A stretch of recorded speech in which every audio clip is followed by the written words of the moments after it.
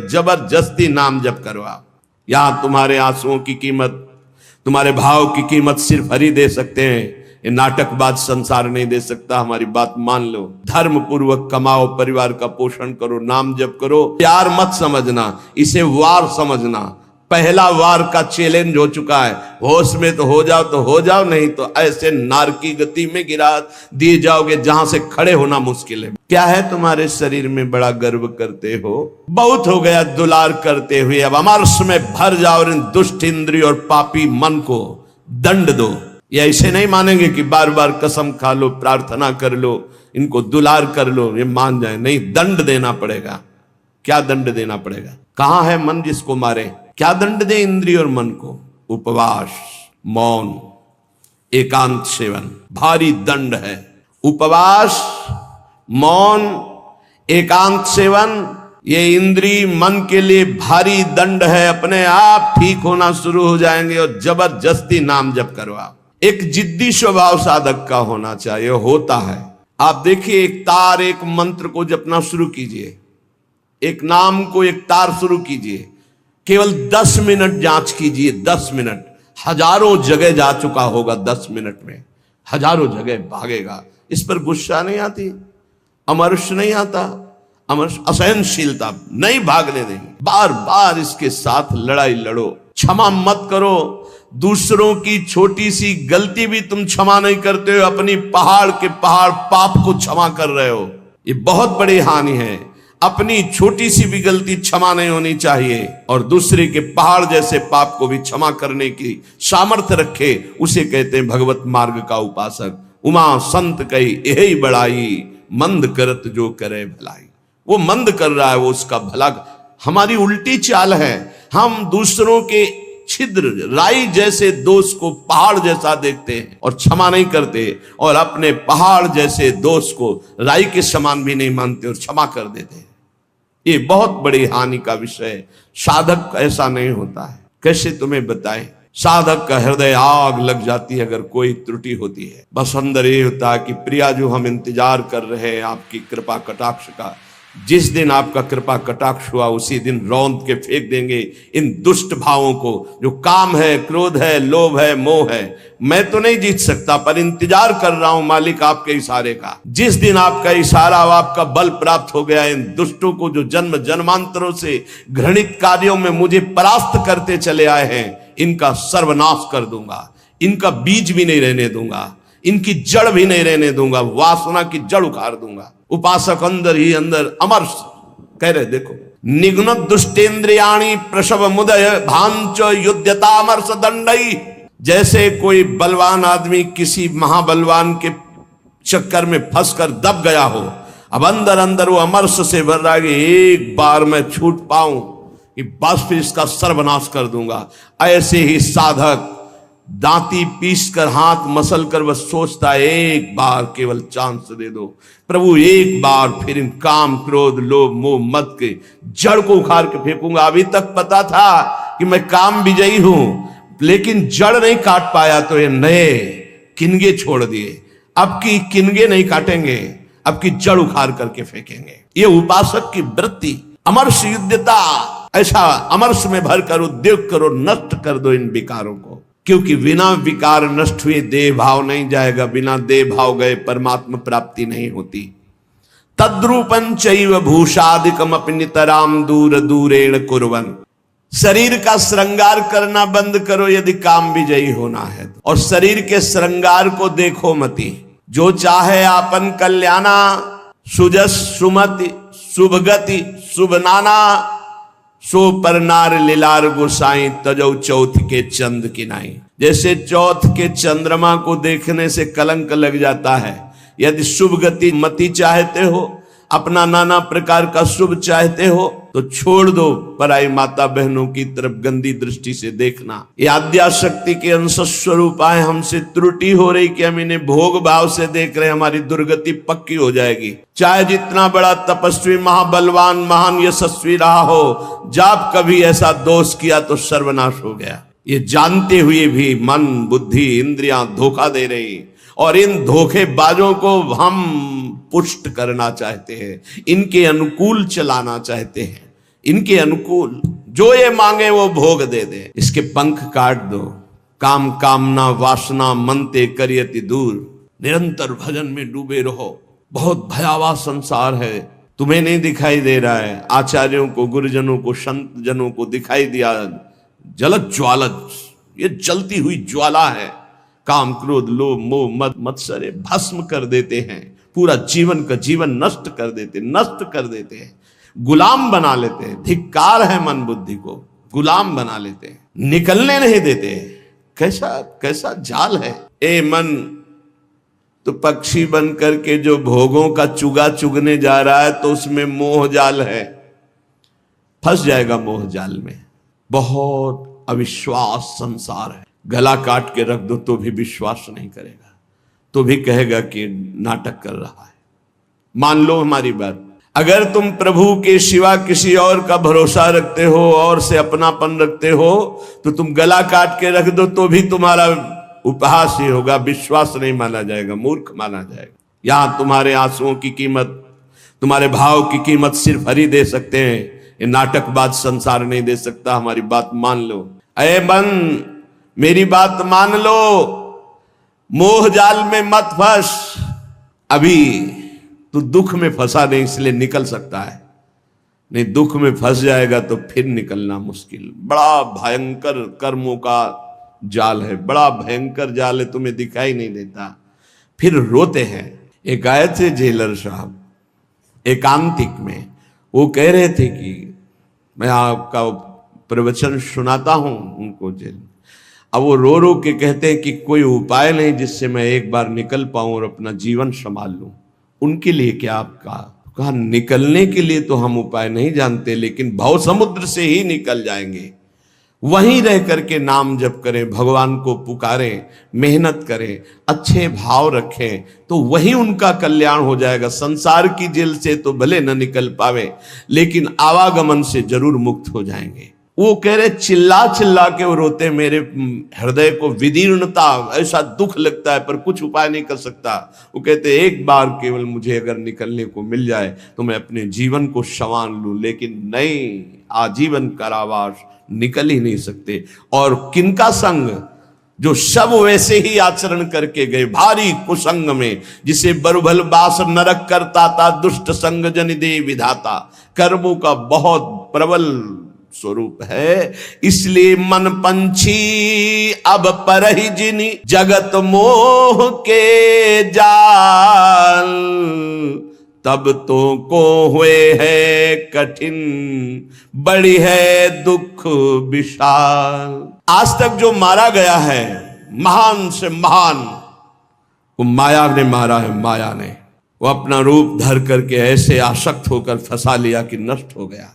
चाहे सम्रासुर हो, कोई भी बड़े से बड़ा बलवान हो, उसकी मृत्यु का कारण कोई न कोई माया का एक स्वरूप हुआ है। अगर आप अपना नाश नहीं चाहते, आप पतन नहीं चाहते, तो गृहस्थ में है तो एक पत्नी व्रत, दूसरी की तरफ आंख मत उठाना। धर्म पूर्वक कमाओ, परिवार का पोषण करो, नाम जप करो, मुक्त हो जाओ। अगर भगवान के मार्ग में चले हो तो ये मत समझो कि तुम्हारी तरफ मुस्कुरा कर कोई तुम्हें प्यार कर रहा है। नहीं, मुस्कुरा कर तुम्हें फांसी पे चढ़ाने का विधान बनाया जा रहा है। हमारी हृदय की बात को समझ लेना।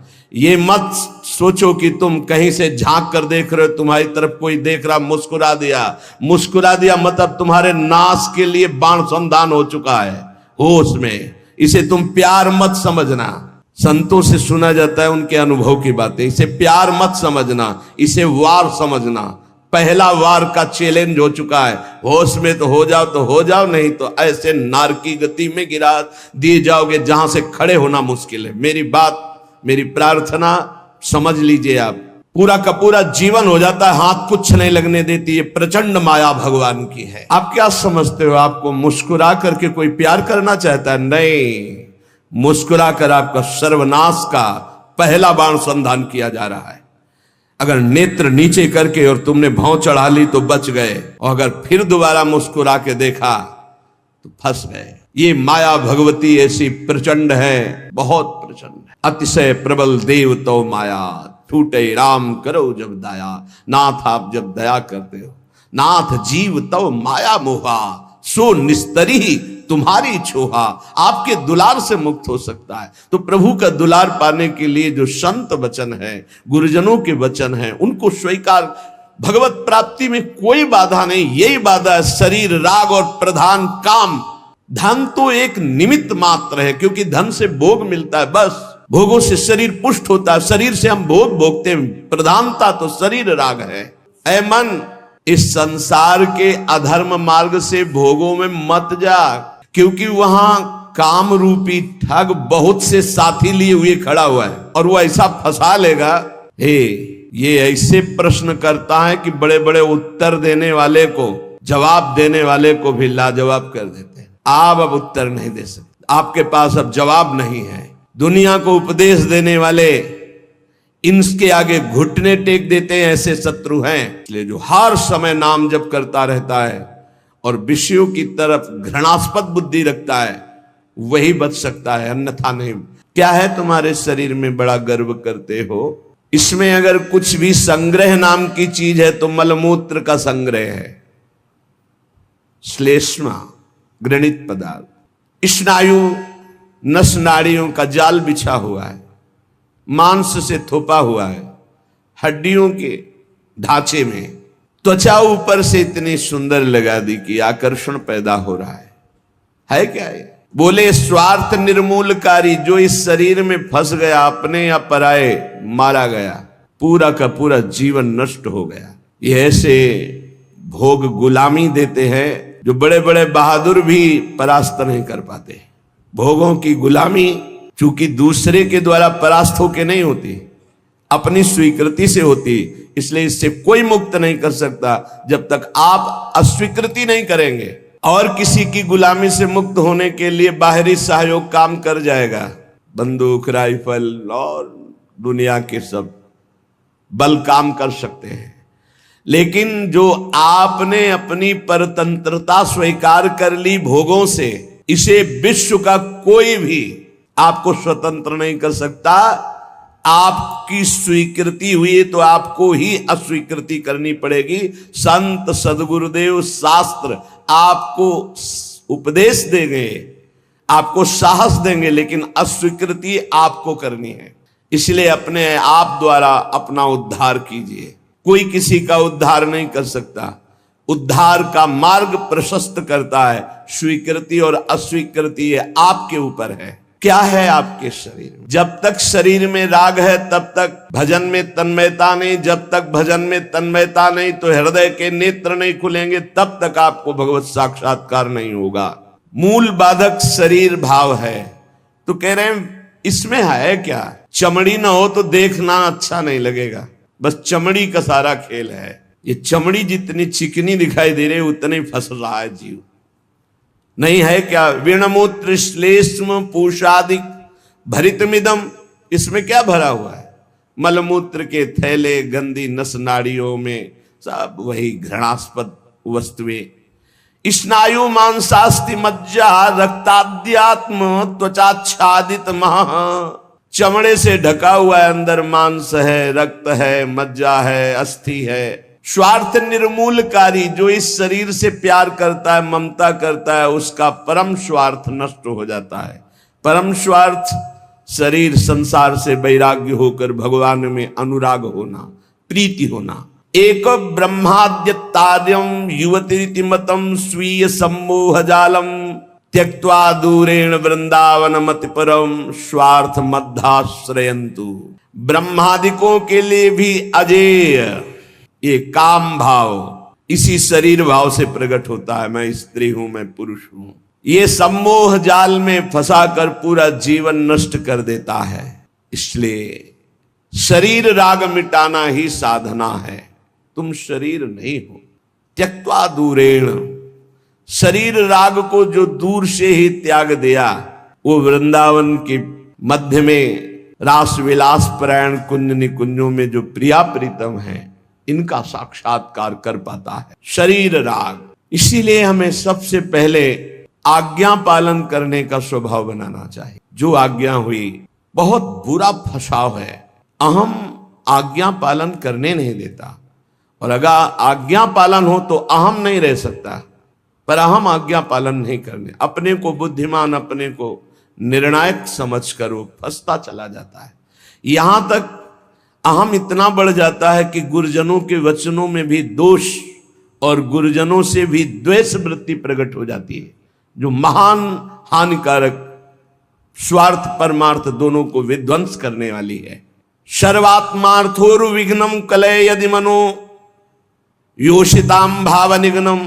यदि तुम थोड़ा भी बुद्धि रखते हो तो सर्वनाश करने वाले इस काम से अपने आप को बचा लो। कुछ नहीं भाई, कुछ नहीं। आप जो गृहस्थ हैं, जो संसार में भोग रहे हैं, वो देख लो कौन सी आपको ऐसी निधि मिल गई आज तक कि आप हाथ उठा कह सकते हो अब कृत्य भयऊ मैं, अब कछुनाथ न चाहिए मोरे। ऐसा नहीं बोल सकते। जिनको भोगने को नहीं मिला है वो अंदर से सोचते हैं कि संसार में अगर त्रिभुवन में कोई सुख है तो काम सुख है। अंदर से ये मन से मन मिला के बात कर रहे हैं। जो भोग लिए हैं वो और भोगने की इच्छा और दूसरों से भोगने की इच्छा। जो नहीं भोगे हैं वो पछता रहे।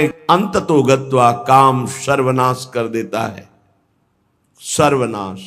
बस इसमें रोकर भगवान को पुकारने के सिवा कोई उपाय नहीं। आप गला काट के रख दो, काम कभी आपको माफ करने वाला नहीं, कभी मुक्त करने वाला नहीं।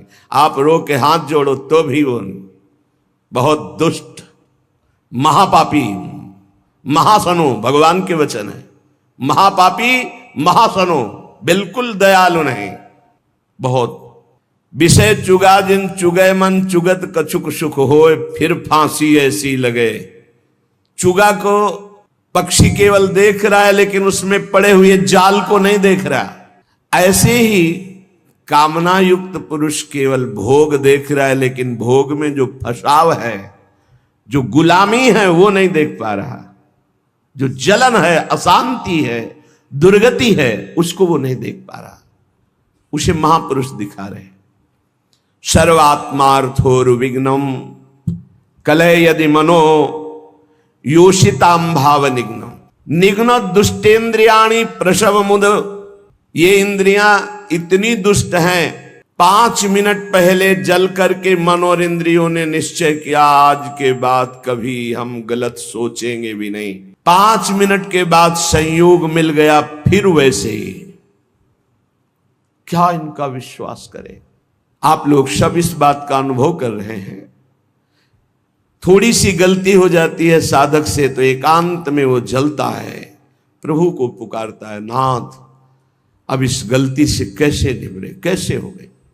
ऐसा पश्चाताप मन और हृदय में होता है कि शायद अब जिंदगी में गलती नहीं होगी। लेकिन हम घंटे 2 घंटे की बात नहीं कहते, 5 मिनट की बात कहते हैं।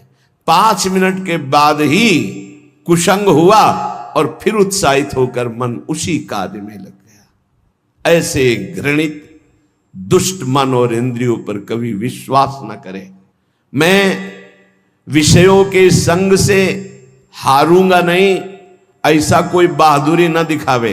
काजर की कोठरी में कैसो भी सयान हो जाए, दाग लागी है, पै लागी है, पै लागी है। कैसो भी सयान हो जाए, दाग लागी है, पै लागी है, पै लागी है। यद्यपि तन जीरन भयो, छुटी न मन की रीति। बिखरी पर्यो सिमटत नहीं, इंद्रिन लीन हो जीत। बुढ़ापा आ गया, शरीर में दम नहीं रह गई किसी भी तरह की, ना दांतों में खाने की, ना आंखों में देखने की, ना इंद्रियों में भोगने की। फिर भी भोग भोगना चाहता है जी। है मन की बड़ी दुर्दशा है, मन की बड़ी दुर्दशा है। ऐसे शरीर की हालत हो रही है, फिर भी संसार का राग। यद्यपि तन जीरन भयो,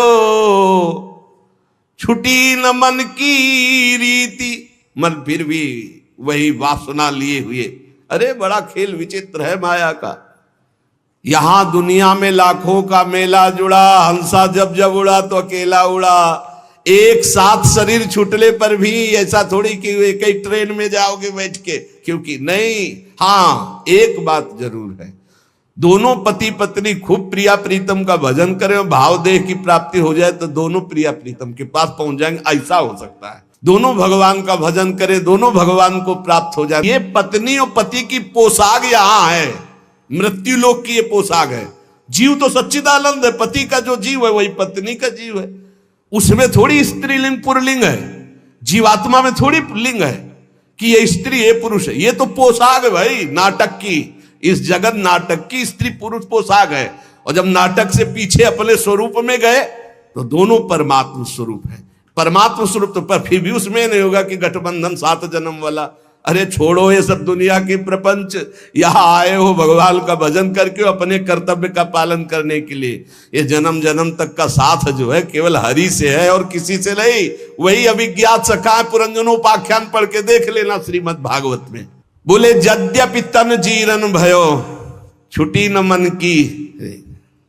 भगवान का भजन करने के लिए निकले हैं तो अपनी वासनाओं की पूर्ति की बात नहीं।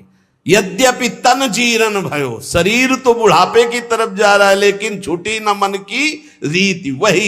वही बातें वही। अरे भाई तभी तो फिर भगवान अवस्था में दंड देते हैं। नहीं, वृद्धावस्था में तो सब बखेड़े छोड़ के खूब भजन करे। बहुत कष्ट भोगना पड़ता है। अवश्य में भोक्तव्यम कृतम कर्म शुभाशुभम। भजन कर ले, जीवन का सार भजन है भाई। मान ले शरीर अभी है कल नहीं रहेगा, संबंध भी है कल नहीं रहेंगे। बिल्कुल बेपर्द यहां से जाना पड़ेगा, कोई पर्दा नहीं रह जाएगा, न संबंध का, न धन का, न वैभव का, न मित्रता का। और ये शरीर भी हटा लिया जाएगा। तुझे अकेले जाना है, इसलिए मन को इंद्रियों को समझा बुझा के प्रभु के चरणों में लगाओ। ध्रुवदास जी कह रहे हैं जब प्रभु के चरणों में मन लगाने की तरफ हम बढ़ते हैं तो अपने में श्रेष्ठता आ जाती है और दूसरों की निंदा शुरू कर देते हैं। तो पर निंदा के किए ते आवत नहीं कछु हाथ, मूरख पर्वत पाप को ले चलो अपने साथ।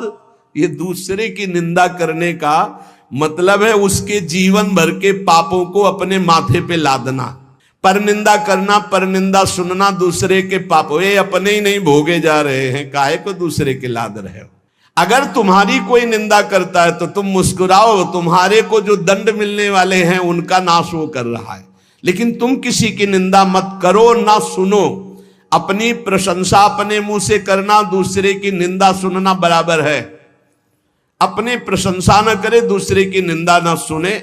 और दूसरे की निंदा करने की तो बात ही नहीं भक्त के हृदय में आनी चाहिए। और भक्तन निंदा अति बुरी भूली करो जिन कोई, किए सुकृत सब जन्म के छिन में डारत खोए। भक्तों की निंदा तो भूल के मत करना, नहीं तो अनेक जन्मों के सुकृत पुण्य सब नष्ट हो जाएंगे। साधो अज्ञात तुरत भवानी, कर कल्याण अखिल के हानि। बहुत सावधान। भक्तों की निंदा करने का जहां भाव आवे तो जान लेना अब हमारे पतन का अवसर आ गया, नाश का अवसर आ गया है। किसी भक्त की निंदा हो तो तुरंत कान में अंगुली डाल लो, राधा राधा राधा राधा, सुनना ही नहीं, वहां से हट जाओ। कि ये सुकृत सब जन्म के क्षण में डारत को, ये इतना बड़ा कोई और अपराध सृष्टि में नहीं है। अपराध करोगे तो उसका दंड मिलेगा, लेकिन भक्तों की निंदा, भक्त द्रोह, गुरु द्रोह, ये सब सुकृत नष्ट कर देता है। बहुत सावधानी रखे जीवन में उपासक। मत्सरता, ईर्ष्या, ये ईर्ष्या बहुत जलाती है, बहुत जलाती है। बिना आग के जलते रहते हैं ईर्ष्यालु लोग, कल्पना कर करके। मत्सर और क्रोध, जिनके नाक में गुस्सा भरा रहता है। और साथ में सहायता अभिमान की, जैसे आग और फूस और हवा, फिर क्या कहना है। ऐसे ही मत्सरता, क्रोध और अभिमान, तो बोले बिना आग लगाए वो आदमी जलता रहेगा, अपने आप जलता रहेगा, उसका हृदय जलता रहेगा। इसलिए उपासक मत्सरता, ईर्ष्या का त्याग करे, क्रोध का त्याग करे, अभिमान का त्याग करे और निरंतर नाम जप करते हुए अपने जीवन को भगवान के चरणों तक पहुंचा दे। इस जीवन का परम लाभ भगवत प्राप्ति है। हंसी मजाक, बहुत बातें, नाना प्रकार के विषय भोग, यही सब हमें भुलावे में डालकर हमारे समय को नष्ट करते। इसलिए सावधान, अपने जीवन को भगवत प्राप्ति के सुदृढ़ मार्ग में चलाओ और इसी जन्म में निहाल हो जाओ। आनंद स्वरूप अपनी आत्मा का अनुभव करो, या आनंद स्वरूप अपने परमात्मा का साक्षात्कार करो। जैसे भाव हो वैसे ही प्रभु का अनुभव होता है। शेष चर्चा आगे। श्री राधा वल्लभ लाल की।